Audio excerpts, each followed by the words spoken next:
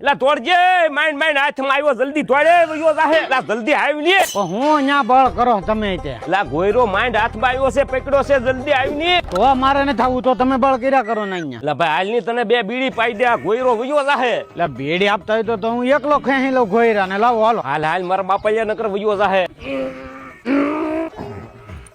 તમે કાઢો હો જુગલભાઈ ઘોયરો બાકી જેવો કાંઠે આવીને જાય ને અહીંયા કાઢશું તો પાછો કોવામાં જાય તો કેમ કાઢશું એને કરતા પણ સાંયે લઈ લઈ બોલે પણ સાંયે લઈ લો સાંયે અહીંયા મૂક